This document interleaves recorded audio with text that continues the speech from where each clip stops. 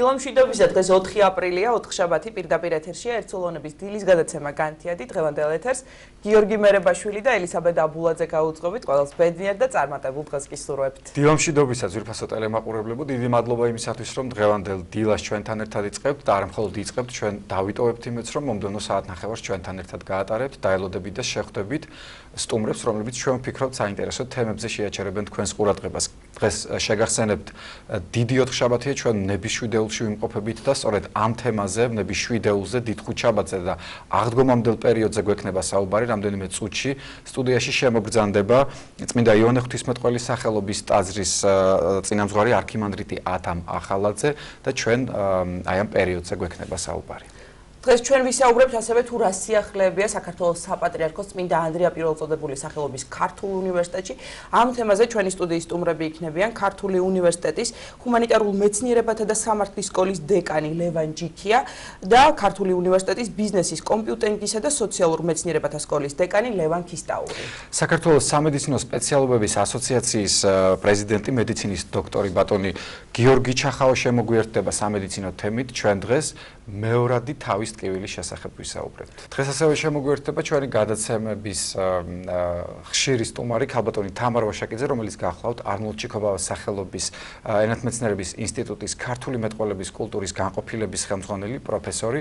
ჩვენ მართლწერისა და სწორად მეტყველების ფორმებზე ვისაუბრებთ. თამარ ვაშაკიძე, მე იმედი მაქვს, რომ განთიადის ერთგულ მაყურებელს კარგად ახსოვს, ვინაიდან ქალბატონი თამარი უძღვებოდა ჩვენს ერთ-ერთ საყვარელ რუბრიკას რა ენა წახდეს, ერიც დაეცეს, აი ამ სწორედ ამ რუბრიკის წამყვანი იყო ქალბატონი თამარი, საუბრობდით ქართული ენის სიწმინდის დაცვის საკითხებზე.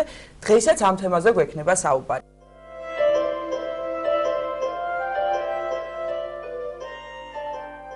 ჩვენი სტუმარი გახლავთ წმინდა იოანე ღვთისმეტყველის სახელობის ტაძრის წინამძღვარი არქიმანდრიტი ადამ ახალაძე. მამალ დაგლოცეთ.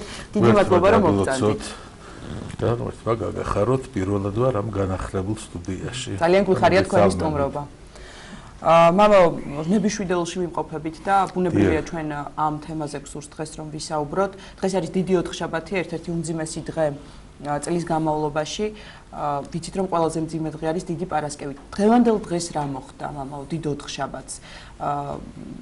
ეკლესია განადიდებს იმ დედაკაც, რომელმაც ცხონელსაცხებელი იესო ქრისტეს. კიდევ რა იხსენიება დღევანდელ დღეს? ნების შვიდეული, რომელიც იწყება პირდაპირ ბზობის დღესასწაულის შემდეგ, აი მოებმება. დიახ. ბზობის დღესასწაულზე უკვე საღამოს ჩვენ გადავდივართ ნების შვიდეულში და ნაბიჯ მივყვებით უფალსა და მაცხოვარ ჩვენსას იესო ქრისტეს. აი ბზობის დღესასწაულიდან იერუსალიმში შესულ მაცხოვარს კვალად მივყვებით, ვიდრემდე გოლგოთამდე, ვიდრე გეციმანის ბაღში მის საფლავამდე და ყოველ დღე არა მარტო ჩვენ ამათვე მოვლენას ვიხსენებთ, ყოველი დღე ცდილობს ეკლესია რომ ადამიანები მოამზადოს სწორედ იმისათვის რაც უნდა მოხდეს.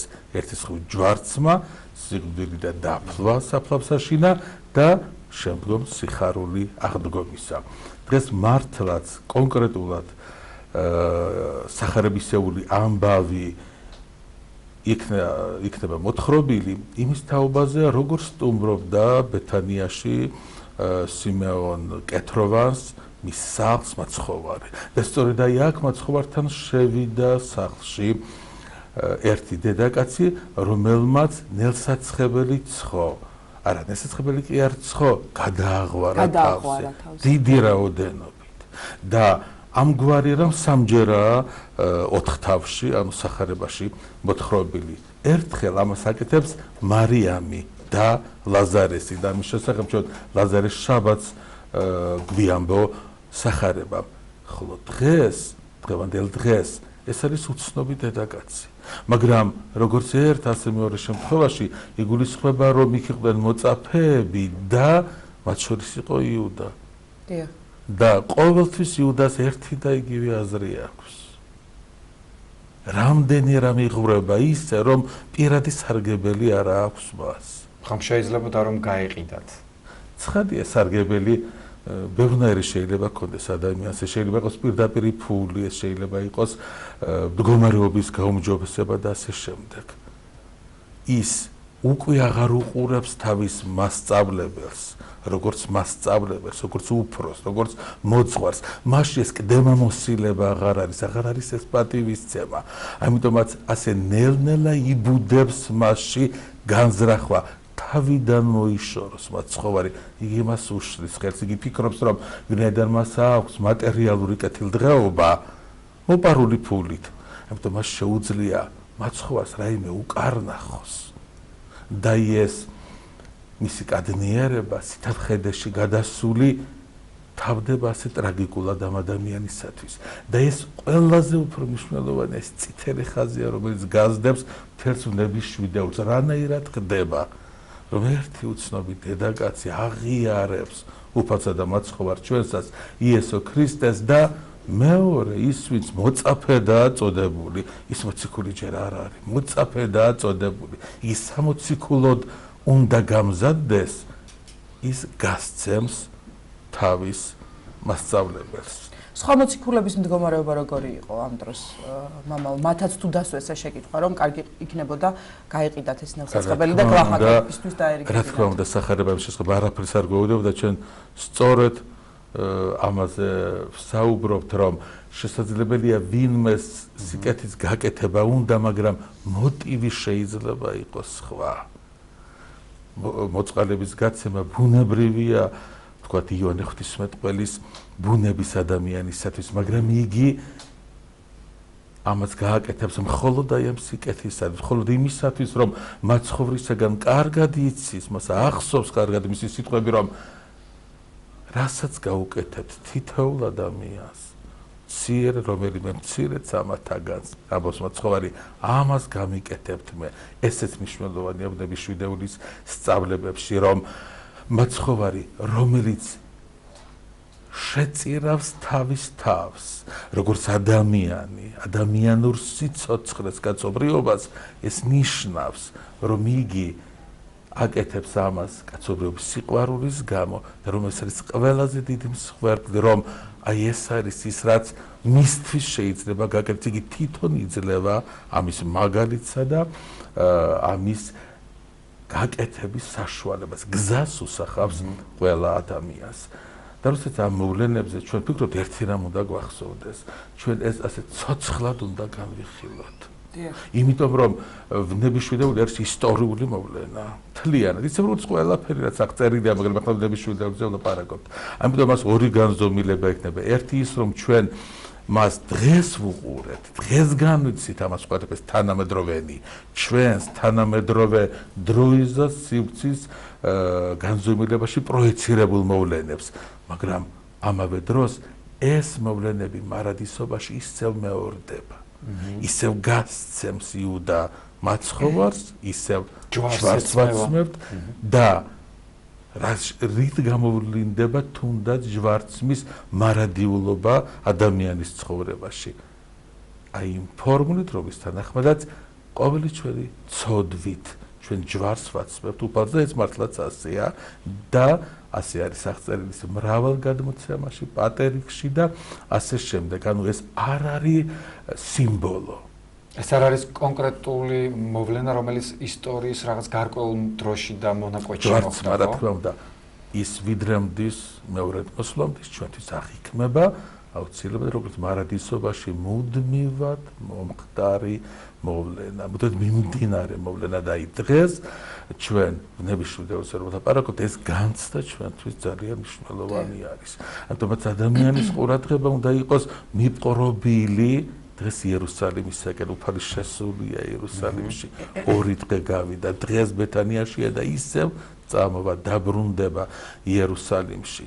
ხვალ დიდი ხუთშაბათია, ჩვენ ხვალ გავიხსენებთ აუცილებლად იმას, როგორ დაბანაფეხი, მათ შორის იუდასაც და შემდგომ იქნება დაწესება ევქარისტიის, ანუ ზიარების საიდუმლოსია, ყველაზე დიდი საიდუმლოსი, რაც არსებობს და ინახეთ აი სწორედ ამ სერობის ჟამს, ისევ იუდა გამოდის წინაპლაზე და ისევ ვამბობ ჩვენ, აი რაში არის მისი მოურიდებლობა, მისი კადნიერება. ნახეთ როგორ ჩაყობს იგი ხელს მოძღვრის, უფროსის, მამის პინაკში. ეს ძალიან მნიშვნელოვანია. ამ დროს გაცემული ყავს მას უკვე.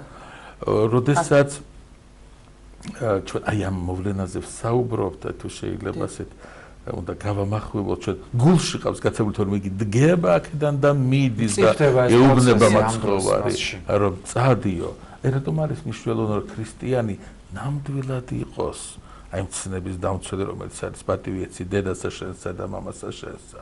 როდესაც შენ ეს პატივისცემა არ გაქვს აი ამ მამის, უფროსის, დედის, მშობლის, მოძღვრის, შენი მასწავლებლის, აღზრდელის მიმართ, იმ ადამიანების მიმართ, რომელსაც დიდი ღვაწლი აქვს თქვა შენი ქვეყნის წინაშე, ისტორიის წინაშე, თანამედროვეობის წინაშე, აი როდესაც ეს პატივისცემა იკარგება, ასეთი ადამიანები მერე თანდათან ნაბიჯ-ნაბიჯ მიდიან ხალათისაკენ. ქრისტეს გაცემისაკენ, ანუ განუდგებიან ქრისტეს. რატომ? იმიტომ რომ ქრისტე ამ ადამიანებს ხელს უშლის ცხოვრებაში. რადგან იგი ამ ხელს მას, ეს არის ის მდგომარეობა ადამიანის სინდისისა და ნამოსისა, როდესაც ჯერ კიდევ ბრძოლაა და როდესაც ამას ადამიანი გადალახავს, მერე მას შეუძლია წავიდეს, მოუყვანოს თავის მოძღვარს. აი ეს ჯარისკაცები შეაპყრობინოს იგი და თანაც მივიდეს და ამბოროს.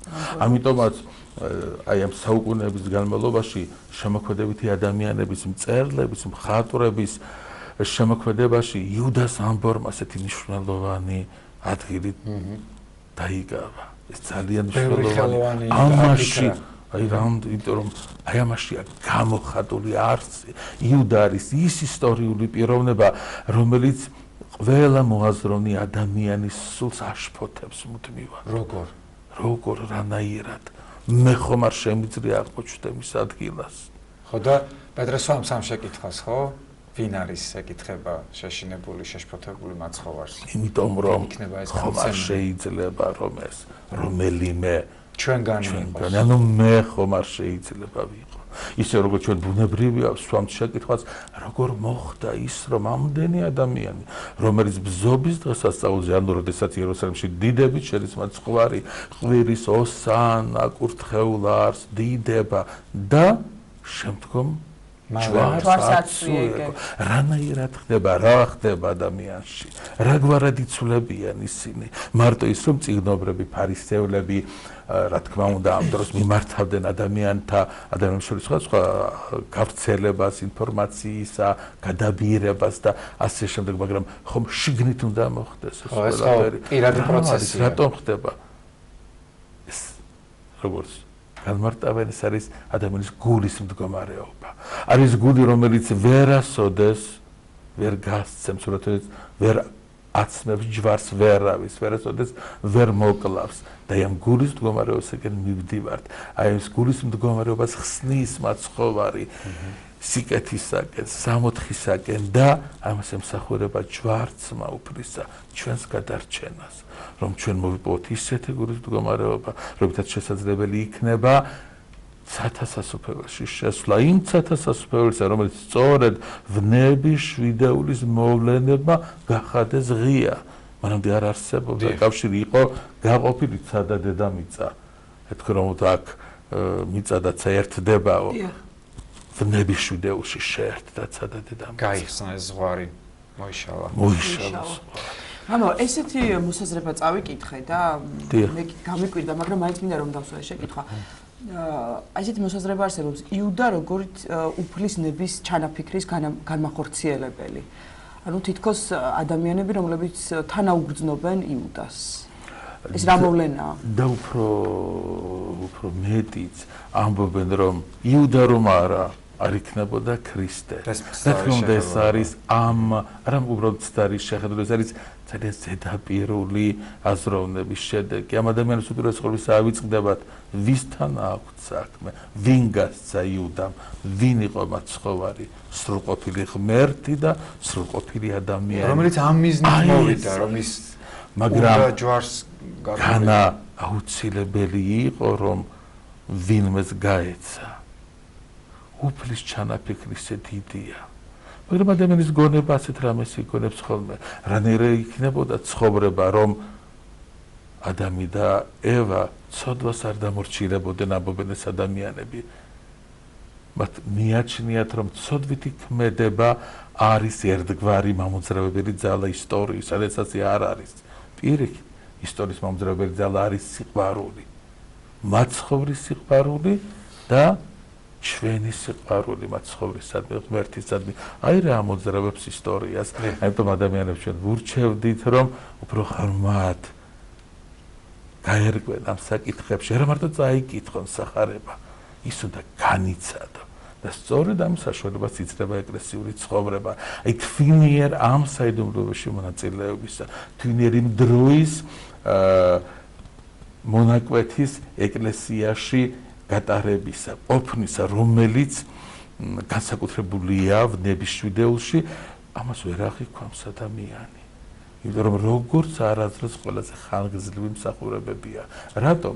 იმიტომ რომ თავად მაცხოვრებელი ვნების შვიდეულის დღეებში სულ მუდმივად აქტიურ მოქმედებებში, იგი არის ხშირად ტაძარში და იქ ქადაგებს, იგივე ფარისევლებთან, სადუკეველებთან, რა თქმა უნდა თავის მოწაფეებთან არის, ხალხთან არის და მათ კიდევ ერთხელ მათ ხომ იცის რომ ეს ბოლო დღეებია და კიდევ ერთხელ ამზადებს, მათ კიდევ ერთხელ ახსენებს იმას, რომ მოახლოვდა მისი ჯვარცმის პერიოდი. და ბევრს ეს არის, უფრო მეტიც აი ამ დღეებში სწორედ საკითხული იყო იოანეს სახარება წუხელ ცისკარზე, ანუ ამ დილის ცისკარზე, როდესაც მაცხოვართან მიგვახლოვა სახარება, მიცით როგორ არა მარტო ვხედავთ ჩვენ მოქმედებები რა ხდება, რა საკეთებს მაცხოვარი, როგორია მისი, როგორც ადამიანის ხორცშესხმული, ადამიანად ხორცშესხმული ღმერთის განცდები და იგი ამბობს შეძრწუნებულ არს სული ჩემი და რა ივთქვა მე. ნახეთ, საოცარი არის, აი ეს ზღვარი წაშლილი არის, აი სწორედ ეს არის ღმერთ კაცის ბუნებაში შესვლის საშუალება.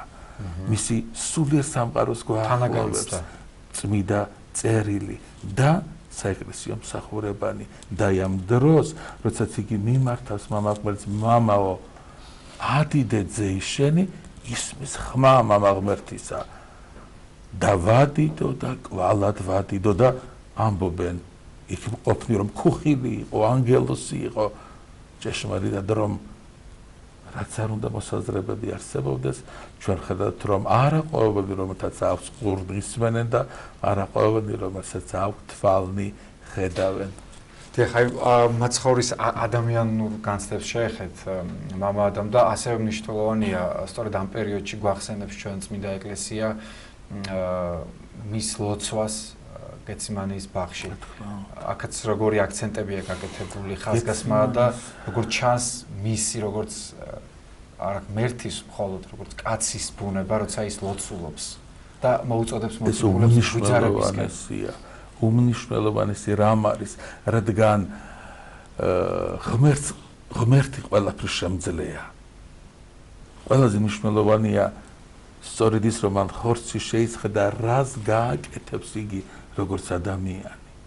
აი ამ ვნებათა გადატანა, ჯვარცმის ატანა, გაშოლტვის, ამ ტკივილებისა ღმერთისთვის არაფერია. ეს მნიშვნელოვანი კაცური ბუნებისთვის არის. და იგი ამას მთლიანად დაითმას ყველა ტკივილს. შეურაცხყოფას. არ არსებობს არც ერთი ადამიანი, რომელიც გაჩენილი იყო ადამიანის დროიდან დღემდე, რომელიც ითმენდეს თავის ტკივილს ბოლომდე. ტკივილების გაძლება ძალიან ძნელია. თვითმოწამენიც კი გახსოვთ, წმინდა გიორგის როგორ გამოეცხადა თავ და ანუგეშა, მარტო არ ანუგეშა, დაუამა ეს ტკივილები.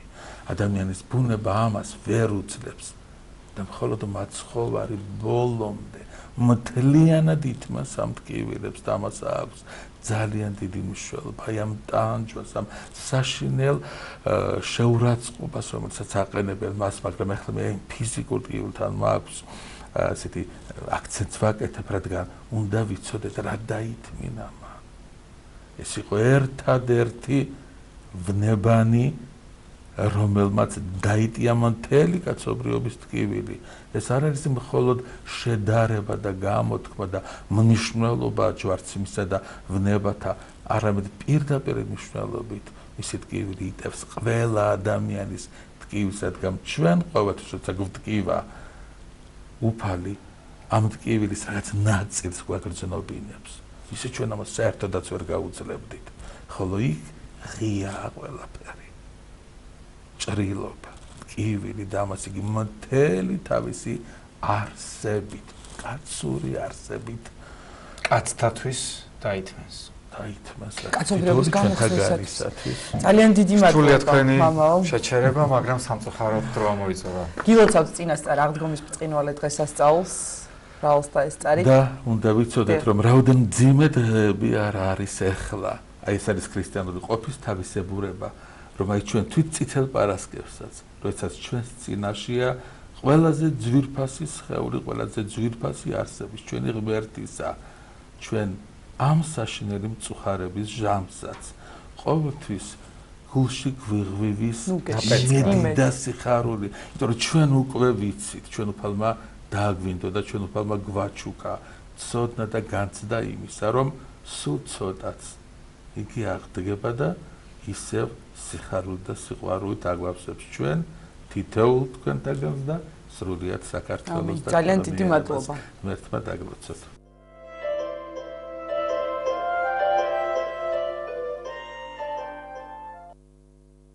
დავბრუნდით პირდაპირ ეთერში, შემოგვიერთდა სტუმარის სიამოვნებით წარმოგიდგენთ მას არნოლდ ჩიქობავას სახელობის ენათმეცნიერების ინსტიტუტის ქართული მეტყველების კულტურის განყოფილების ხელმძღვანელი პროფესორი თამარ ვაშაკიძე შემოგვიერთდა. დილამშვიდობისა ქალბატონო თამარ, ძალიან გვიხარია თქვენთან შეხვედრა. მოგვენატრა თქვენთან შეხვედრა. მოგესალმებით, მე ძალიან მომენატრეთ ყველანი. განთიადის ერთგული მაყურებელი კარგად იცნობს ქალბატონ თამარს, დასაწყისშიც თქვი და ახლაც გამიმეორებ. დიდი ხნის განმავლობაში, დაახლოებით 1 წლის განმავლობაში თუ მეტი არა, თქვენ მიყავდათ რუბრიკა რა ენა წახდეს ერიც და ეცეთ საუბრობდით ქართული ენის სიწმინდის დაცვის საკითხებზე და დღესაც გვინდა ქალბატონ თამარ სწორედ მართლწერისა და სწორი მეტყველების საკითხებზე რომ ვისაუბროთ. ჩვენ სხვათა შორის ძალიან ბევრი წერილი მოგვდიოდა, რომ მაყურებელს სურდა კვლავ თქვენი ნახვა ჩვენი ეთერის საშუალებით და ძალიან დიდი მადლობა რომ გამონახეთ დრო და ჩვენთან ერთად ხართ. ბევრი შეკითხვა მოვიდა ჩვენთანაც, დარწმუნებული ვარ რომ თქვენთანაც ბევრი შეკითხვა მოვიდოდა. დავიწყოთ ამ შეკითხვებზე პასუხის გაცემა. საინტერესოა. კი ბატონო. ჩვენც გვაქვს შეკითხვები. კი ბატონო. პრინციპში აი დავიწყებ მე ტრეინინგი თუ ტრენინგი აინტერესებს მაყურებელს. კი ბატონო, დავიწყოთ შეკითხვები და შემდეგ ამ ხელდაყრდნებული მოვედი და წიგნზეც აუცილებლად კითხავთ. კი ბატონო. ტრენინგი თუ ტრეინინგი? ტრენინგია სწორი ფორმა, ტრეინინგი შეცდომაა, ასე რომ ეს გარკვეულია ესე. ობსტრუქციის ნაცვლად პროტესტის თქმა თუ შეგვიძლია, ანუ თუ არის სინონიმი. სინონიმები თუ ობსტრუქცია და პროტესტი. ობსტრუქცია, რა თქმა უნდა, არის პროტესტი. მაგრამ პროტესტის გარკვეული ტიპია, სახეობაა პროტესტის, რომელიც მიმართულია სხდომის ჩასაშლელად და ძირითადად საპარლამენტო პრაქტიკაში გამოიყენება. ამიტომ ზუსტი სინონიმი ვერ იქნება, რა კი სახეობაა. რეიტინგის აწევა ჩვენი დღევანდელი ეთერის თქვენ სტუმრობასთანაც არის ალბათ დაკავშირებული.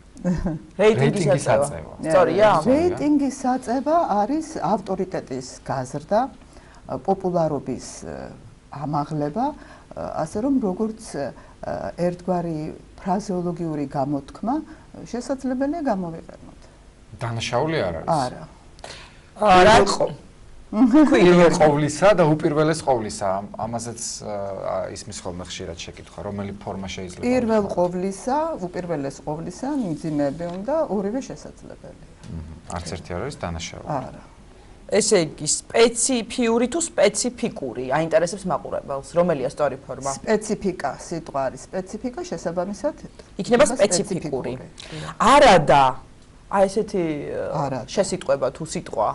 სიტყვა, დიახ. არასთან დაკავშირებით, არა და არა და როგორ მომენატრეთ?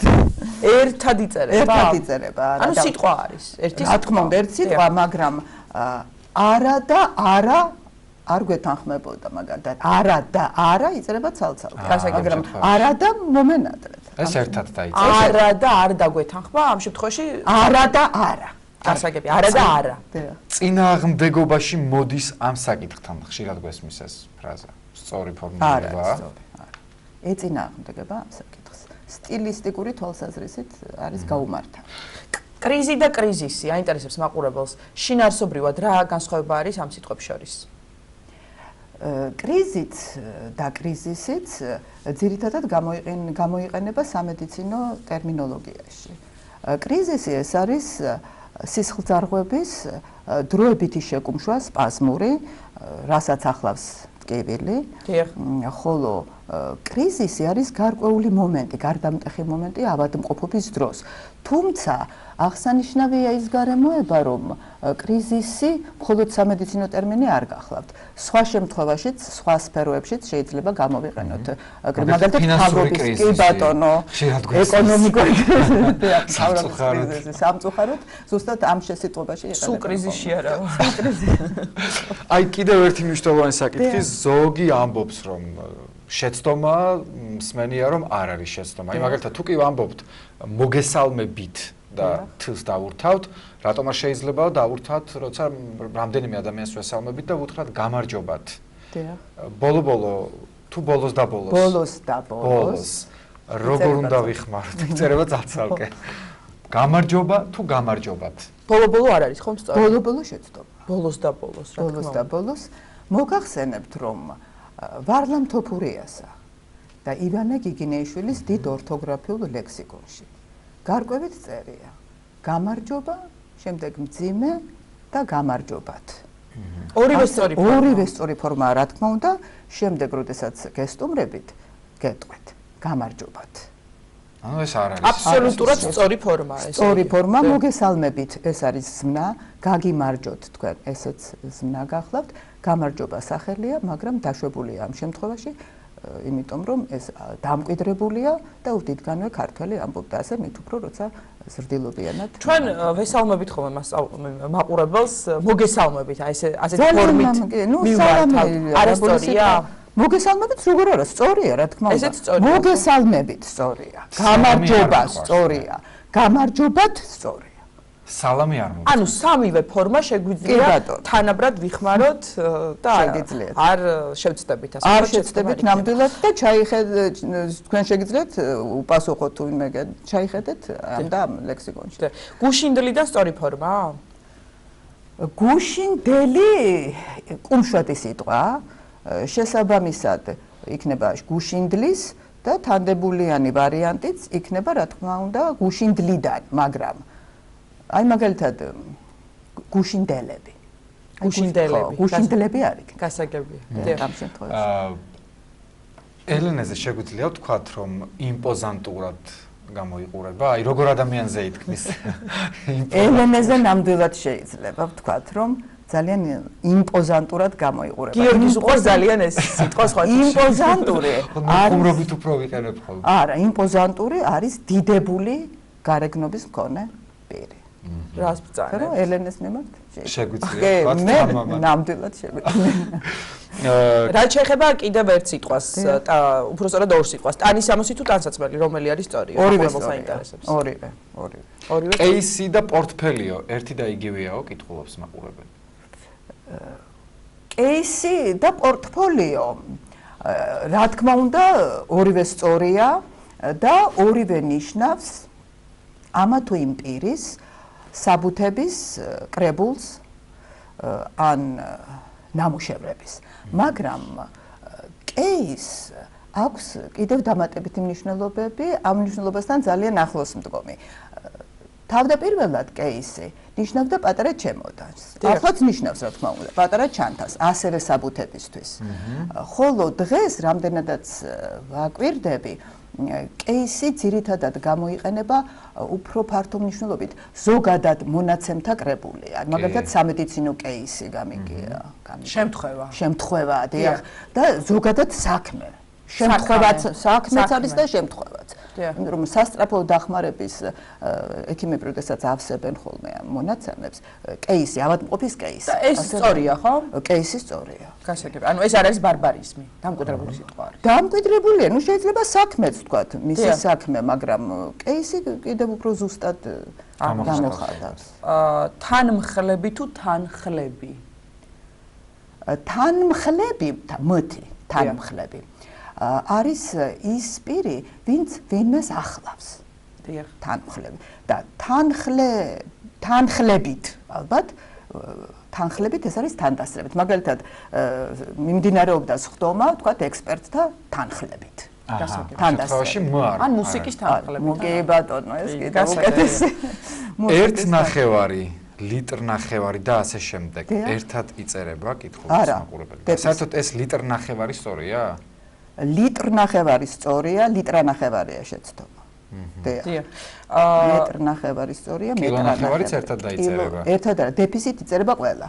ერთ ნახევარი, მეტრ ნახევარი დეფიციტ იწერება. გასაგები. ერთი ორად. ერთი ორად ერთად იწერება. ერთად იწერება, ხო? დაჯილდოება თუ დაჯილდოვება? აჯილდოებს, დაჯილდოება, მაგრამ დაჯილდოვა. გასაგები, ანუ დაჯილდოება. დაჯილდოება. დიახ, დაჯილდოება არის. დიახ, მე აღარ მაქვს პრინციპში შეკითხვა. მე დამრჩა. გამანთავისუფლეთ თუ გამათავისუფლეთ? გამათავისუფლეთ. ჩვენ არაერთგზის გვისაუბრია ამის შესახებ. გან ზმნისწინი, ძველქართული სეულის ზმნისწინი გახლავთ, რომელიც არ უნდა გაიხლიჩოს. ამ ზმნისწინის თანხმოვნითი ელემენტი ν არ უნდა გამოვიყენოთ გაზგარეშე. განმათავისუფლენ, ხო დღეს ასე აღარ ვამბობ. თუმცა რო დაწეროს ვინმე თქვა მაგალითად განცხადებაში ეს არ არის შეცდომა. არა, განმათავისუფლე აქ მორფოლოგიურად ყველაფერი სწორია, რომ განზმნისწინი არ უნდა გაითიშოს და რა ფორმა გამათავისუფლია, სწორი. სხვათა შორის ასეთივე ვითარება გვაქვს ზმნისწინ და აღზმნისწინის გამოყენების დროს, აღვნიშნოთ. ის აღ შუაში ჩაჯდება ხოლმე პირის ნიშანი, აღვნიშნოთ. რაც შეცდომაა მე მგონი, არა? რა თქმა უნდა, შეცდომა უნდა აღვნიშნოთ. ზოგ პირის ნიშანი. არ უნდა გაიხლიჩოს აღრიცხვა ასევე, აღვრიცხავ. აღბრიცხავ, აღნიშნავ. აღბეჭდავ და ასე შემდეგ. ფაქტი თუ ფაქტორი? კიდე დაგვიჭიროთ, თან უაწყენებთ მაყურებელს. ფაქტი თუ ფაქტორი, რომელია სწორი ფორმა? ორივე სწორია. ფაქტი არის ნამდვილი ამბავი, მაგალითად რაღაც ფაქტები, მონაცემიც არის ფაქტი, რის საფუძველზედაც შემდეგ დასკვნას გამოიტანენ ხოლმე და ფაქტორი არის მიზეზი. აი ამ ფაქტორების გამო, ამ მიზეზების გამო. ქაბატონ თამარ, რაც შეეხება აი ამ ლექსიკონს, რომელიც ახლა მე ხელში მიჭირავს. საჯარო მოხელის ორთოგრაფიულ სტილისტიკური ლექსიკონი თქვენს მიერ შედგენილი, არნოლდ ჩიქობავას ენათმეცნიერების ინსტიტუტში შედგენილი. რას გვეტყვით ამ ლექსიკონის შესახებ? ძალიან საჭირო რომ არის ეს ვიცი. რამდენიმე ძალიან ჭირდება საჯარო მოხელებს ნამდვილად. ძალიან მოკლედ მოგახსენებთ, იმიტომ რომ აქ ძალიან ბევრია სასაუბრო, გეპატიჟებით 13-ში უფრო ცლად ვისაუბრებთ ალბათ ამის შესახებ. ენათმეცნიერების ინსტიტუტში. ეს არის სახელმწიფო ენის ოფიციალურ საქმიანი სფერო, ეს გახლავთ. ამ სფეროში ძალიან ბევრი შეცდომა დასტურდება. განხილულია სხვადასხვა სახის ოფიციალურ საქმიანი ქაღალდი, განცხადება, სამოტივაციო წერილი, მიმართვა და მრავალი სხვა.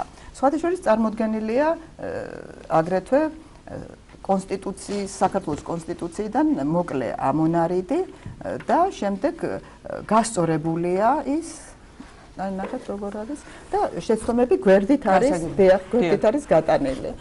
და ძალიან მოსახერხებელია ასე. და ამ სამ მასალის საფუძველზე შედგენილია საჯარო მოხელის ორთოგრაფიულ სტილისტიკური ლექსიკონი. სად შეუძლიათ დაინტერესებულ პირებს წიგნის შეძენა? არა. ეს რუსთაველის ფონდმა დააფინანსა ეს პროექტი და რამდენიმე გვაქვს, მაგრამ ელექტრონული ვერსია არსებობს ICG. ICG. დიდი მადლობა ქალბატონ თამარ. კიდევ ერთხელ რომ იყავით ჩვენ გაცემის სტუმარი, ხანგრძლივი პაუზის შემდეგ შეიძლება ითქვას, თუმცა იმეც ვიტოვებთ რომ სხვა დროსაც გამონახავთ. ხეში ერთხელ მაინც რომ შეძლოთ ქალბატონ თამარ, ეს ჩვენ ძალიან გვჭირდება და მაყურებელსაც ძალიან ჭირდება. ძალიან მიყვარხართ თქვენი სტუდია მიყვარს, დიდ პატივს გცემთ და თვეში ერთხელ პირობას გაძლევთ. უღრმესი მადლობა წარმატებებს გისურვებთ და გილოცავთ წინასწარ აღდგომის წინვალე დღესასწაულს. მეც გილოცავ. შევახსენოთ მაყურებელს, გადაცემის სტუმარი იყო არნოლდ ჩიქობავას ენათმეცნიერების ინსტიტუტის ქართული მეტყველების კულტურის განყოფილების ხელმძღვანელი ქალბატონი თამარ ბაშაკიძე. საქართველოს საპატრიარქოს წმინდა ანდრია პირველწოდებული სახელობის ქართულ უნივერსიტეტში ღია კარის დღე გაიმართა. ფაკულტეტის დეკანმა მომავალ სტუდენტებს პროგრამები და უმაღლეს დაწესებულებაში მიმდინარე სიახლეები გააცნეს. უფრო დეტალურად ამ შეხვედრის შესახებ ჩვენი ჟურნალისტი ქეთი ვაშაკიძე გვიამბობს. საქართველოს საპატრიარქოს წმინდა ანდრია პირველწოდებული სახელობის ქართულ უნივერსიტეტში ღია კარის დღეები დაიწყო. აბიტურიენტებს საშუალება აქვთ არსებულ საგანმანათლებლო პროგრამებზე სწავლის საფასურის გადახდის შეღავათიან პირობებზე დაწვრილებითი ინფორმაცია მიიღონ, შეხვდნენ პროფესორ მასწავლებლებს და უნივერსიტეტის ინფრასტრუქტურას გაეცნონ. ღია კარის დღეს პირველები რუსთავის სკოლა რეცას მოსწავლეები ეწვივნენ. სტუმრებს დახვდნენ უნივერსიტეტის თანამშრომლები, რომლებმაც მათ იმის შესახებ თუ რას წარმოადგენს აღნიშნული უმაღლესი დაწესებულება, როგორი გარემო და რამდენად მაღალკვალიფიციური ლექტორები ასწავლიან, დეტალური ინფორმაცია მიაწოდეს. მათ დაწვრილებით აუხსნეს მოსწავლეებს, რომ უნივერსიტეტის თავაზობთ ყველა პირობას იმისთვის, რომ იყვნენ წარმატებულები და რაც მთავარია, თავის პროფესიაში პროფესიონალები. ღონისძიებაზე აღინიშნა, რომ თუ კი წარმატებას მიაღწევენ და კარგი სტუდენტები იქნებიან, მათ უფასოდ სწავლის საშუალება მიეცემათ. ჰუმანიტარული მეცნიერება და სამართლის ფაკულტეტზე ფუნქციონირებს 5 საბაკალავრო პროგრამა სამართლის, საერთაშორისო ურთიერთობისა და რეგიონალური პროცესების, ისტორიის, ფილოლოგიის და ინგლისური ფილოლოგიის. ჩვენ მივაწოდეთ დეტალური ინფორმაცია თითოეულ პროგრამაზე, ვინ არიან ჩვენი აკადემიური პერსონალი, ანუ პროგრამის განმახორციელებლები და რას ვთავაზობთ ჩვენ მოსწავლეებს, ჩვენს მომავალ სტუდენტებს. ჩვენთან ხშირად იმართება სხვადასხვა ტიპის ღონისძიებები, რომლებშიც აქტიურად არიან სტუდენტები ჩართულები. ვიწევთ საქართველოში აკრედიტებული უცხო ქვეყნის ელჩებს, სტუდენტებს შესაძლებლობა აქვთ მათთან ფართო დისკუსიის გამართვის, გარდა ამისა ჩვენ სტუდენტებს ვთავაზობთ გაცვლით პროგრამებს. სპორტული ღონისძიებითაც გამოირჩევა ჩვენი უნივერსიტეტი, ვინც სპორტული ცხოვრებით არის დაინტერესებული. ყავს ფეხბურთის, ფრენბურთის, კალათბურთის, რაგბის გუნდები და შეუძლია სტუდენტებს ამ თვალსაზრისით წარმოაჩინონ თავიანთი შესაძლებლობები. ბავშვები ასევე შეხვდნენ უნივერსიტეტის რექტორს, პროფესორ სერგო ვარდოსანიძეს. მან მოსწავლეებს ურჩია კარგად დაფიქრდნენ პროფესიის არჩევისას, რადგან საქმეს, რომელსაც შემდგომში ისინი ემსახურებიან, აუცილებელია უყვარდეთ. უნივერსიტეტის ადმინისტრაცია მომავალ სტუდენტებს სიმბოლური საჩუქრები გადასცა. ჩვენს უნივერსიტეტში იყო ძალიან აქტიური და მნიშვნელოვანი დღე. ჩვენთან 2 კვირის განმავლობაში ტარდება ღია კარის დღეები. ჩვენი უნივერსიტეტის კარი არის ყველასთვის ღია, რომ მოვიდნენ, მობრძანდნენ, დაათვალიერონ, უფრო სიღრმისეულად გაიცნონ ჩვენს უნივერსიტეტის სტრუქტურას, სწავლების და ასევე უფრო ნათლად ნახონ თუ რა ინფრასტრუქტურას ვთავაზობთ ჩვენ მომავალ სტუდენტებს. მოსწავლეების დიდ აღფრთოვანებას იწვევდა გარემო და ის პირობები, რასაც უნივერსიტეტის ადმინისტრაცია აცნობდა მათ. მიდოდა რომ გავცნობოდი უნივერსიტეტებს და ჩვენ მასწავლებლები რომ მომეყვანა, ძალიან მომეწონა სიტუაცია. საკმაოდ კარგი გარემო იყო. ვფიქრობ, რომ ეკონომიკა ავირჩიო და მომეწონა თუ ეს რომ პირველი სემესტრი უფასოა. ამ დროისათვის ჩემი აზრით ერთ-ერთი უნივერსიტეტია, რომელიც ჩემს ყველა კრიტერიუმს საკმაყოფილებს. ვიყავით გაცნობით შეხვედრაზე, სადაც ძალიან მეგობრული გარემო დაგვხვდა და გადმოგვეცა სიმბოლური საჩუქრები. ასევე არის ძალიან საინტერესო პროგრამა და მომავალში ვიფიქრებდი ამ უნივერსიტეტზე აუცილებლად. სწორედ ეს ასაკი ჩვენ ახალგაზრდებს და ჩემს თანატოლებში ის პერიოდია, როდესაც ხდება ჩამოყალიბება ჩვენი მიმართულების, სწორედ რა განხრით გვინდა მივმართოთ ჩვენი ცხოვრება მომავალში, რა თქმა უნდა და ანუ ჩემი აზრით ეს უნივერსიტეტი ძალიან ფართო და ღია კარს გვიღებს ჩვენი მომავლისთვის, რომ სწორედ შევაჯეროთ ჩვენი იდეები და სწორედ მე ვფიქრობ, რომ რაც უფრო მეტი ადამიანი და ჩემი თანატოლი მოზარდი გაეცნობა ამ უნივერსიტეტს, მით უფრო მეტი მიიღებს გადაწყვეტილებას, რომ სწორედ აქ გააგრძელოს სკოლის შემდგომ სწავლა. ასეთი იყო მოსწავლეების ერთი დღე საქართველოს საპატრიარქოს წმინდა ანდრია პირველწოდებული სახელობის ქართულ უნივერსიტეტში, რომელიც მომავალ სტუდენტებს სიყვარულით დახვედრასა და, რა თქმა უნდა, საუკეთესო განათლებას ვპირდება.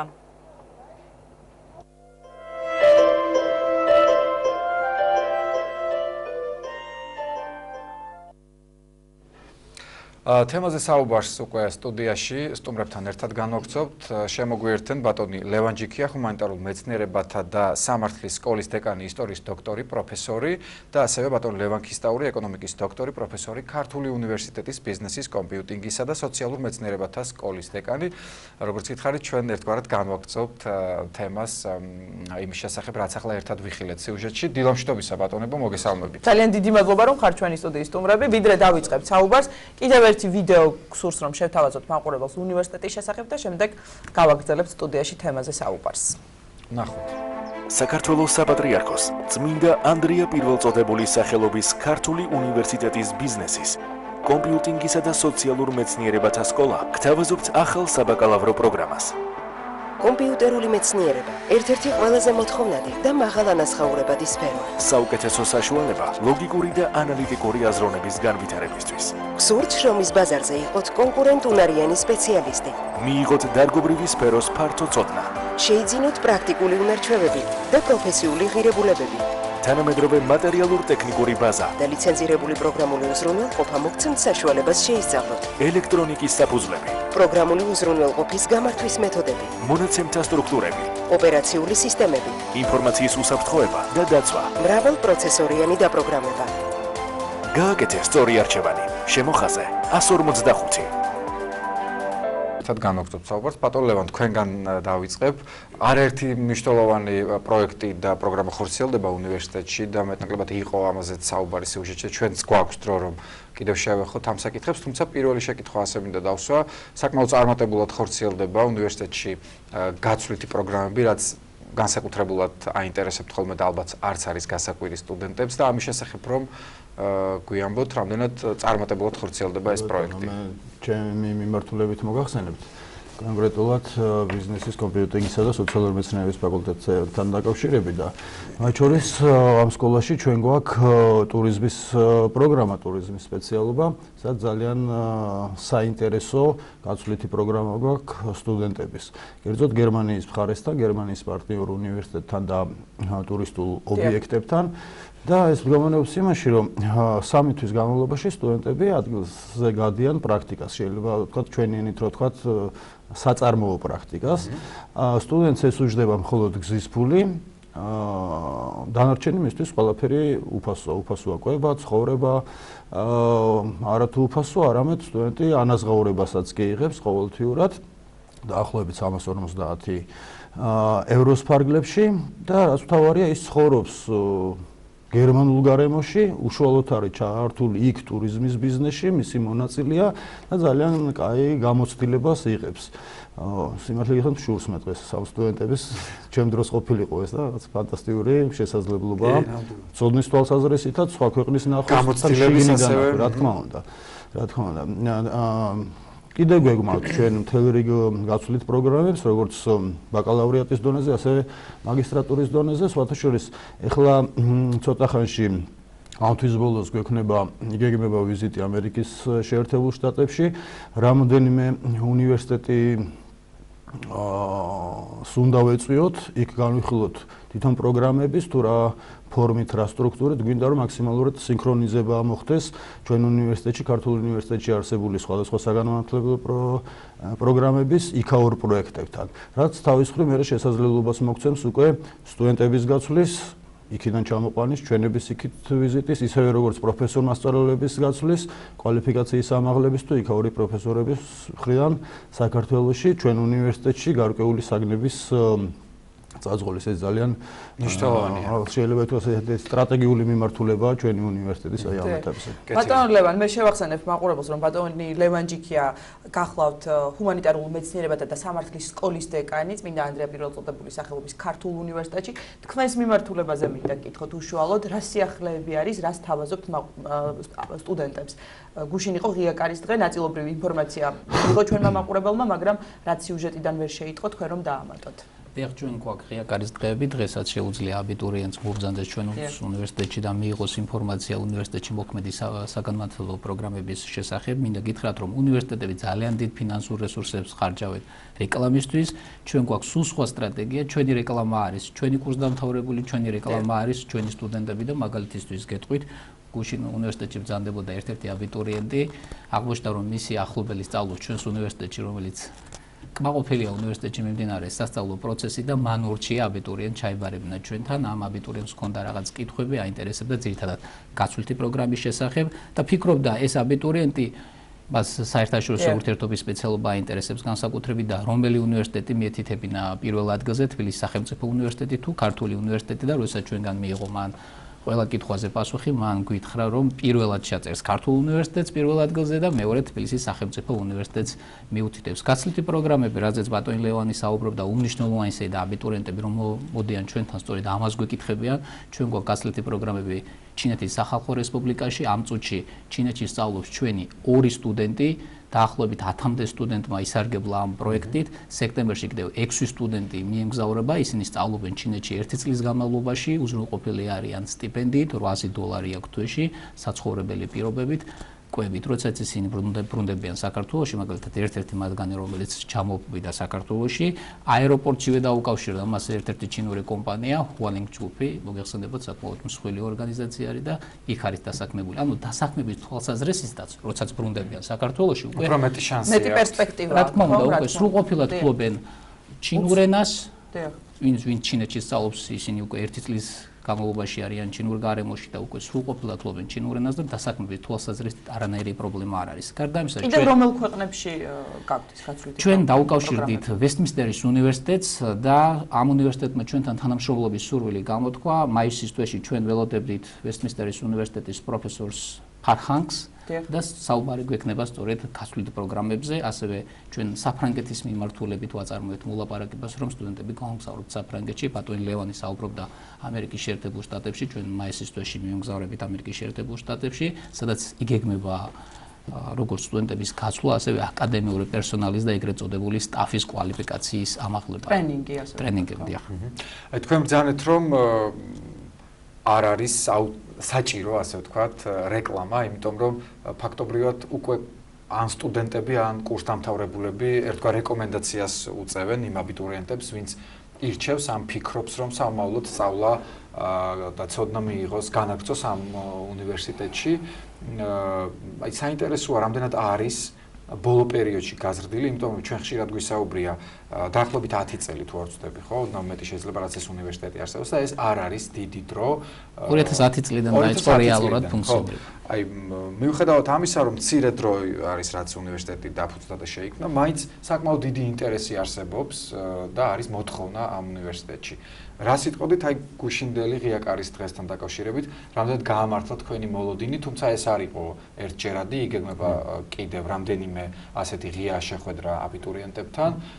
რამდენად გაამართლა თქვენი მოლოდინი, არის თუ არა ესეთი ცხოველი ინტერესი აბიტურიენტებში, რომ განათლებას დაეუფლონ სწორედ ამ უნივერსიტეტში. ჩვენ რა თქმა უნდა ყურადღებას ვაქცევთ სტუდენტებს, რომლებიც ჩვენთან სწავლობენ, რომელი დაუშვათ საჯარო სკოლის კურსდამთავრებულები არიან, რომელი რეგიონიდან, თბილისიდან არიან და ასე შემდეგ და ამ თვალსაზრისით შეგვიძლია ვთქვა, რომ არიან როგორც თბილისიდან, ისე რეგიონიდან ჩამოსული სტუდენტები და არიან წამყვანი საჯარო სკოლის კურსდამთავრებულები. ასე რომ შეგვიძლია ვთქვათ, რომ ჩვენი უნივერსიტეტის ცნობადობა უკვე საკმაოდ მაღალია. აი რაც მაგალითი მიუხედავად იმისა, რომ ჯერ მხოლოდ 10 წლის არის. ჯერ მხოლოდ 10 წლის არის და მაგალითი რომელიც დაგისახელეთ 7 წლის. 7 წლის. პრაქტიკულად 7 წლის. და 2010 წლიდან დაიწყო რეალური ფუნქციონირება უნივერსიტეტმა, ცოტა უფრო ადრე გაიხსნა. თუმცა ფაკულტეტები 2010 წელს ჩამოყალიბდა და ჩვენი უნივერსიტეტის ცნობადობა უკვე მაღალია. აი რაც მაგალითი დაგისახელეთ, აბიტურიენტი ერთ დონეზე აყენებს თბილისის სახელმწიფო უნივერსიტეტს და ქართულ უნივერსიტეტს და არჩევანს აკეთებს ქართული უნივერსიტეტის სასარგებლოდ. მე არ მინდა ახლა რომელიმე უნივერსიტეტს ჭრილი მიადგეს, მაგრამ რეალობა ეს არის, უბრალოდ ფაქტს ვამბობ. დიახ. კიდევ ერთი ძალიან მნიშვნელოვანი სტრატეგია, რომელიც აქვს უნივერსიტეტს, პირველი სემესტრის განმავლობაში სწავლა არის უფასო, როგორც ვიცი და შემდეგ თუ კი თქვათ წარჩინებული იქნება სტუდენტი, ასევე აგრძელებს უფასოდ. აი ამის შესახებ რას გვეტყვით? ხო, ეს ძალიან საინტერესო და მნიშვნელოვანი, ასე ვთქვათ, პასუხისმგებლობა იყო და შეთავაზება საზოგადოებას და აბიტურიენტებს უნივერსიტეტს. სქემა ესეთია, მთლიანობაში ყველა სპეციალობაზე. ხო, თუ ჩვენთან მოვა 100%-იანი გრანტით სტუდენტი, სახელმწიფოსგან აქვს 100% გრანტი, ხო? ის უნივერსიტეტიდან დამატებით მიიღებს ყოველთვიურად 125 ლარს სტიპენდიას. ანუ არათუ სახელმწიფოსგან ფინანსდება ეს, არამედ უნივერსიტეტი ამავე დროს მას სტიპენდიას აძლევს. თუ 70%-იანი გრანტით, მაშინ დარჩენილ თანხას უნივერსიტეტი დაუფინანსებს. 50%-ის შემთხვევაში 20%-ს დაუფინანსებს და ასე შემდეგ. თქვენ რაც ბრძანეთ, რომ პირველი კურსი უფასოა, ეს ეხება პირველი სემესტრი უკაცრავად, ეს ეხება რამოდენიმე სპეციალობებს, მათ შორის ეკონომიკას, ფილოლოგიას, ისტორიას და ასე შემდეგ. პირველი სემესტრი უფასოა და შემდგომი ყოველი სემესტრიც იქნება უფასო, ოღონდ თუ სტუდენტი ისწავლის კარგად და 91 ქულას დააგროვებს ცალკეულ საკაში. ამ შემთხვევაში მთელი სასწავლო პროცესი მისთვის, მთელი სასწავლო კურსი მისთვის იქნება უფასო. ასე რომ ეს კიდევ ერთი დამატებითი мотиваცია იმისთვის, თუ რომ სტუდენტებმა ისწავლონ რა თქმა უნდა ამ შემთხვევაში უნივერსიტეტი სტუდენტმა დაეხმარება ხარჯს ამ სტუდენტის. კეთილი, წარმატებებს გისურვებთ თქვენ სტუდენტებს, ვინც უკვე უფლებიან განათლებას ამ უნივერსიტეტში და ყველა იმ აბიტურიენტს, ვინც დაინტერესებულია, რომ საომავლოდ ცოდნას დაეუფლოს და სწავლა განაგრძოს ანდრია პირველწოდებული სახელობის ქართულ უნივერსიტეტში. შეგახსენებთ, რომ იყავით ჩვენი სტუმრები. ჩვენი სტუდიის სტუმრები კი გახდნენ ლევან ჯიქია, ჰუმანიტარულ მეცნიერებათა და სამართლის სკოლის დეკანი, ისტორიის დოქტორი, პროფესორი და ასევე ლევან ქისტაური, ეკონომიკის დოქტორი, პროფესორი, ქართული უნივერსიტეტის ბიზნესის, კომპიუტინგისა და სოციალურ მეცნიერებათა სკოლის დეკანი. ახალგაზრდულ სახლში კი საღდგომო სამზადისი უკვე დაიწყო. ქეთემან მაშაკიძე თავის მასპინძლებთან ერთად გვასწავლის თუ როგორ შევღებოთ ხასხასა წითელი ფერის კვერცხი, როგორ დავთესოთ ჯეჯილი და მოვუაროთ მას. ნახოთ შენ თუ აკეთებ ხოლმე ამ ყველაფერს ვიდრე ვნახავთ სიუჟეტს საინტერესო, კვერცხსაც ღებავ, ჯეჯილსაც თესავ და პასკას თუ აწყობ. არა, პასკას ვერ ვაწყობ, ვერ მოვიტყუები, რაოდენად არის. კარგი, ნახოთ სიუჟეტი.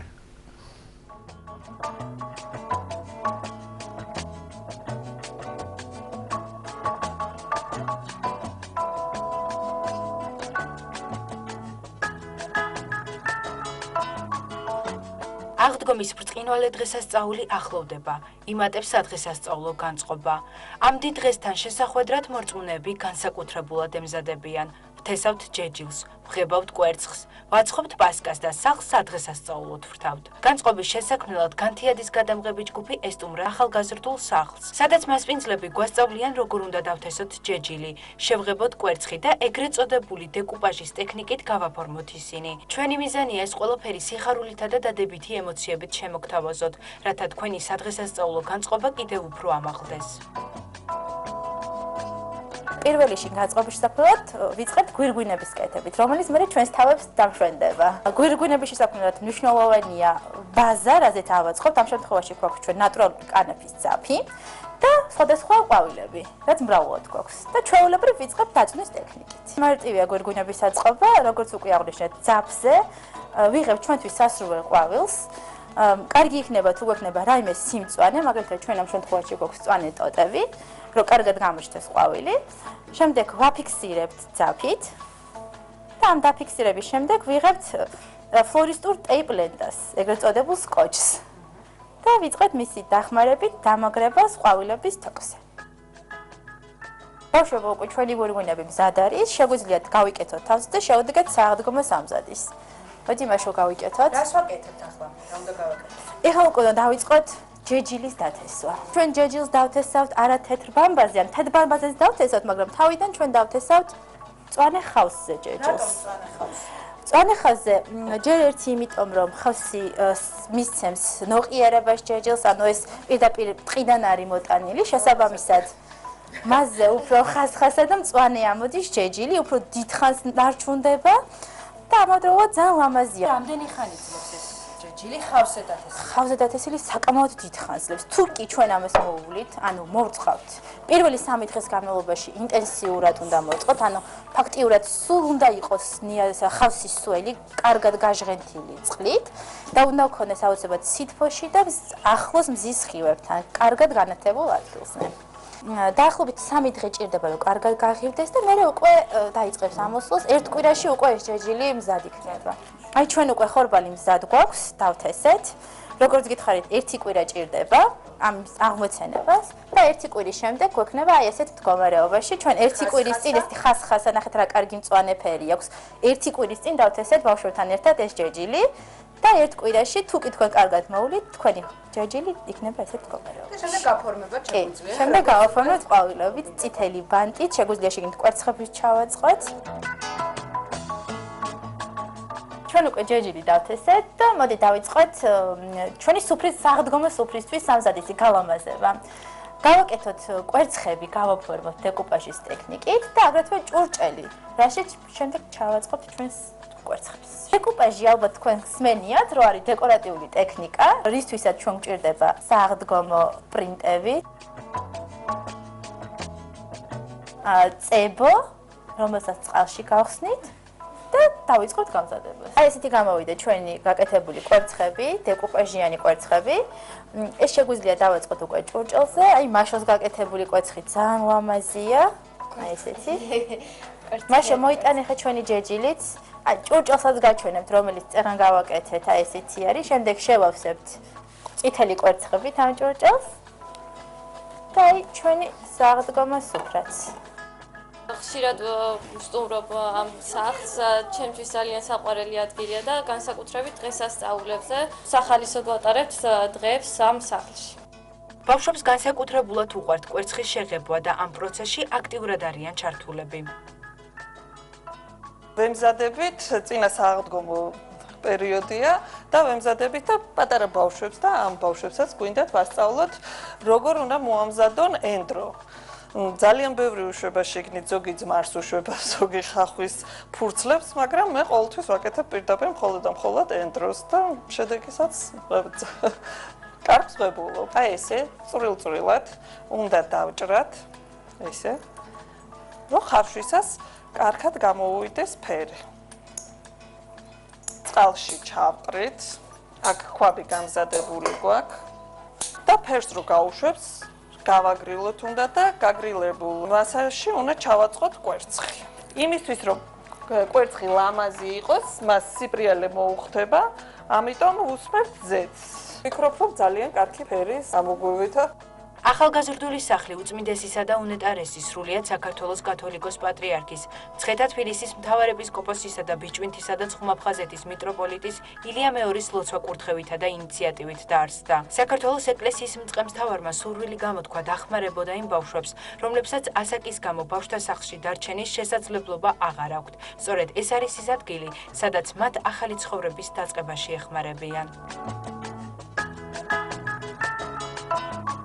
18 წლიდან 23 წლამდე ბავშვების გადამზადება ხდება, მომზადება ახალი ცხოვრებისთვის, ეს მიზნად ისახავს ზრუნვის სისტემიდან გამოსული ბავშვების, ასე ვთქვათ, რეაბილიტაციას და მომზადებას ახალი ეტაპისთვის, ძალიან მნიშვნელოვანი ეტაპისთვის და პატრიარქის ლოცვა კურთხევით, რადგან ეს მწვავედ დადგა ეს საკითხი ჩვენს ქვეყანაში და პრაქტიკულად პირველი არის ეს სახლი ამ მიმართულებით მომუშავე.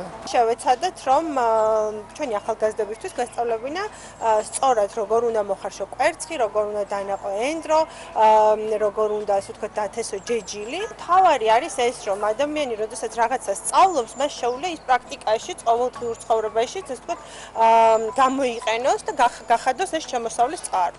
ეს არის ადგილი, სადაც ყოველ დღესასწაულს ასე ერთად სიყვარულით ხვდებიან. დიდები და პატარები ერთმანეთს ცოდნას უზიარებენ, ცოდნას, რომელიც დარწმუნებულები არიან, რომ მომავალში წარმატებას მოუტანთ.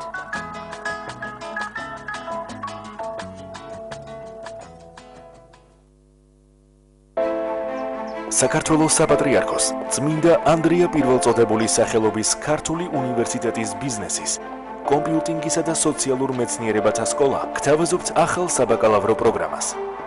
კომპიუტერული მეცნიერება ერთ-ერთი ყველაზე მოთხოვნადი და მაღალანაზღაურებადი სფერო. საუკეთესო საშუალება ლოგიკური და ანალიტიკური აზროვნების განვითარებისთვის. გსურთ, რომ ის ბაზარზე იყოთ კონკურენტუნარიანი სპეციალისტი. მიიღოთ დარგობრივი სფეროს ფართო წოდნა. შეიძინოთ პრაქტიკული უნარჩვევები და პროფესიული ღირებულებები. თანამედროვე მატერიალურ-ტექნიკური ბაზა და ლიცენზირებული პროგრამული უზრუნველყოფა მოგცემთ საშუალებას შეისწავლოთ. ელექტრონიკის საფუძვლები, პროგრამული უზრუნველყოფის გამართვის მეთოდები, მონაცემთა სტრუქტურები, ოპერაციული სისტემები, ინფორმაციის უსაფრთხოება და დაცვა, მრავალპროცესორიანი დაპროგრამება. გააკეთე სწორი არჩევანი. შემოხაზე 145.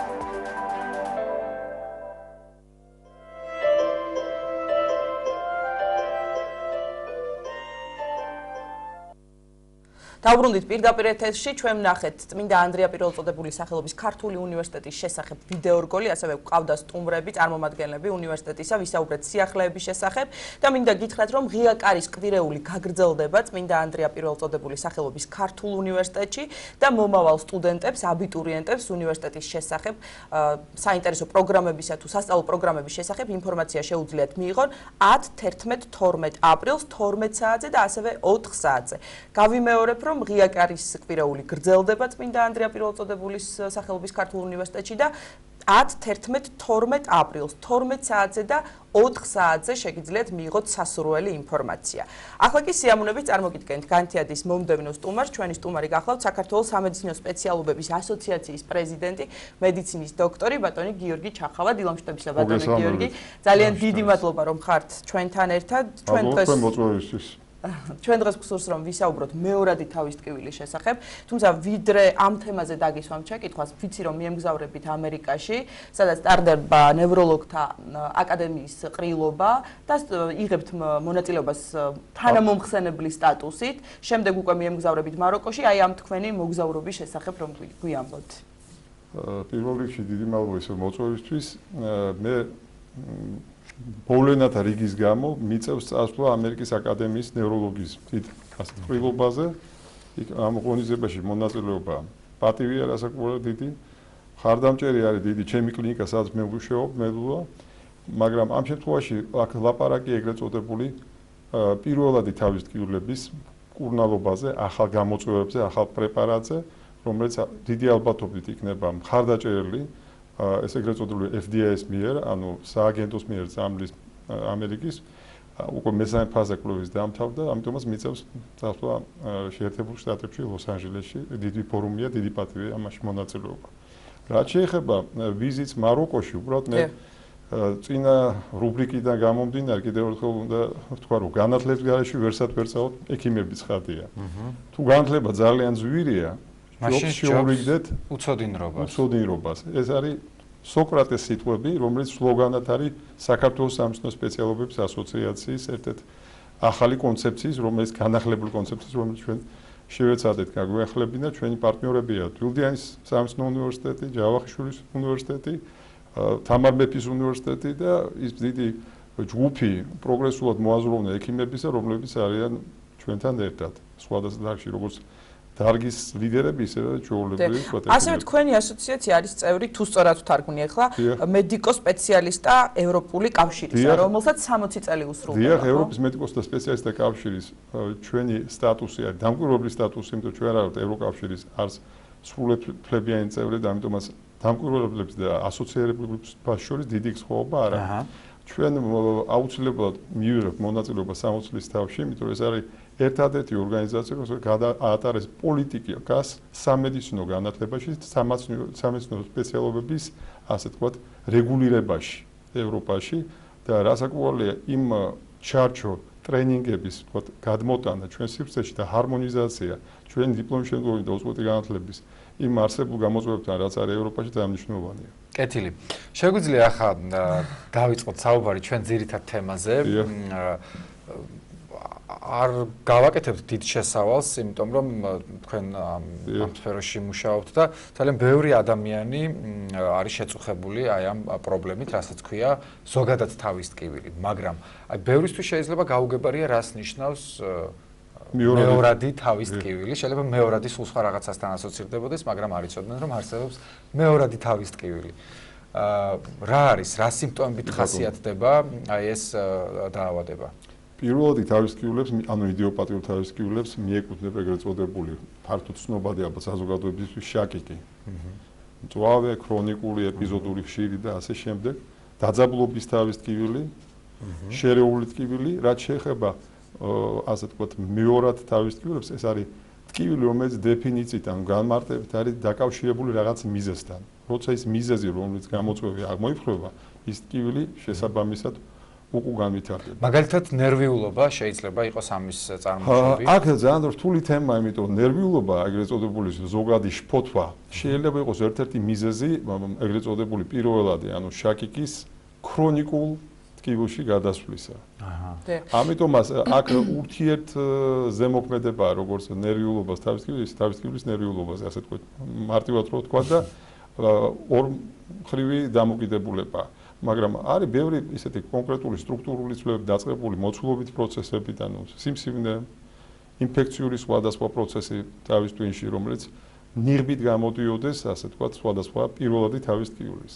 ერთ-ერთი საინტერესო შემთხვევა ალბათ ესეთი, რომელიც თქვა პაციენტი, რომელსაც აქვს გამოვლინება ტიპიური ეგრეთ წოდებული შაკიკისა აურით, ანუ წინამორბედი ნიშნებით, ანუ გაორების და გარკვეული თქვა კაშკაშა ლაქების სახით, რომელიც წინუსწრებს თავის ტკივილის შეტევას, აურა გრძელდება თქვა დაახლოებით 60 წუთამდე, მაგრამ ერთ პაციენტში გაგრძელდა უსასრულოდ, ანუ 12 საათზე მეტი დროის განმავლობაში. ასაკურველი გადაღების შემდეგ გადარჩა ის პაციენტი. პაციენტი გადარჩა, მაგრამ გადაღების შემდეგ ეს წლების განმავლობაში ხდებოდა, აღმოჩნდა ეგრეთ წოდებული კავერნობა.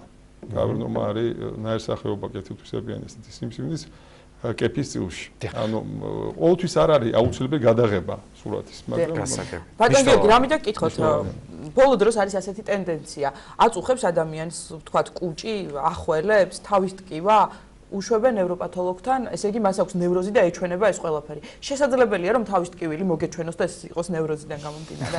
საერთოდ ოჯახის ინსტიტუტი რო არსებობს, ეს კარგი თემაა და ასე თქვა, თუ ეს ოჯახის ექიმი, ანუ ეგრეთ წოდებული პირველადი რგოლი, რომელიც ხდება პაციენტს, მოხდილია და სიმაღლეზეა, ეს საკმაოდ მნიშვნელოვანია, მას უადვილდება რეფერირება, ანუ გადამისამართება შესაბამის სპეციალისტთან.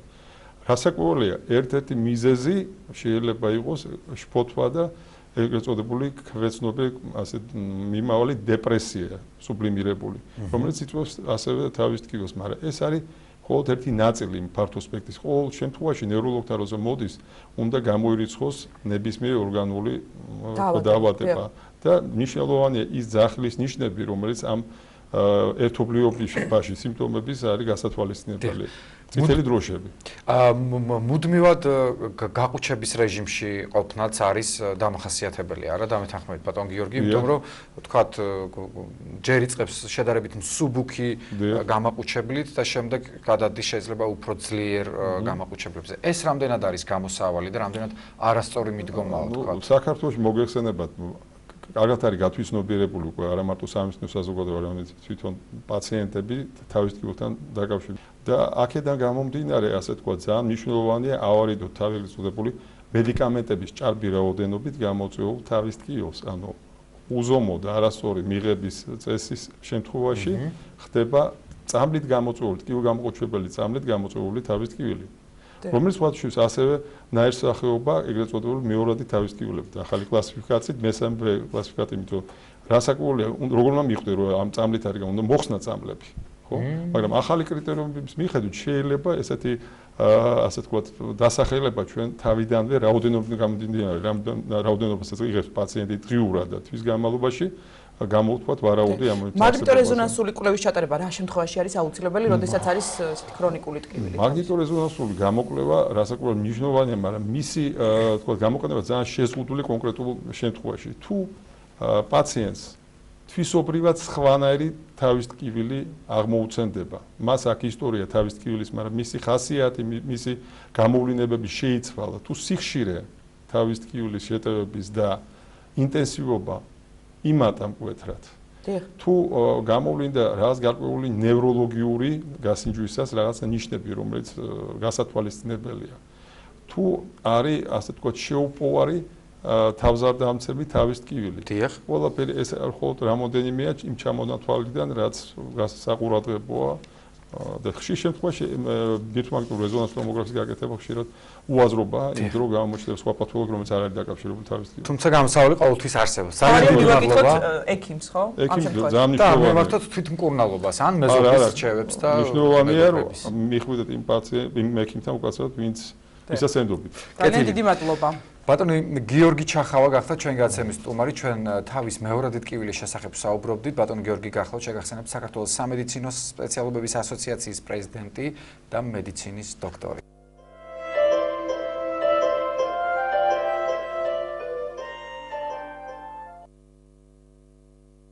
დავბრუნდით პირდაპირ ეთერში 31 მარტს საქართველოს გოეთეს ინსტიტუტში გერმანული ენის ეროვნული ოლიმპიადის დაჯილდოების ცერემონია გაიმართა.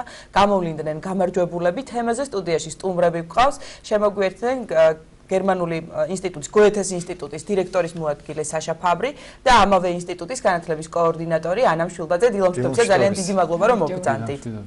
ბატონ საშა, თქვენ მინდა მოგვართოთ ოლიმპიადის შესახებ რომ მიაწოდოთ ინფორმაცია ჩვენს მაყურებელს და ვისთან თანამშრომლობით შედგა ეს ოლიმპიადა, ასევე საინტერესოა. Die internationale Deutsche Olympiade, ich antworte auf Deutsch. Die internationale Deutsche Olympiade ist der weltweit größte Wettbewerb der deutschen Sprache in Deutschland, findet alle 2 Jahre in Deutschland statt. Dieses Jahr in Freiburg im Süden Deutschlands und wird hier vor Ort in einem nationalen Vorentscheid zusammen mit NAEC, dem Nationalen Prüfungszentrum, dem Internationalen Deutschlehrerverband, also dem Deutschlehrerverband hier in Georgien und dieses Jahr auch mit Avato Bertelsmann zusammen durchgeführt.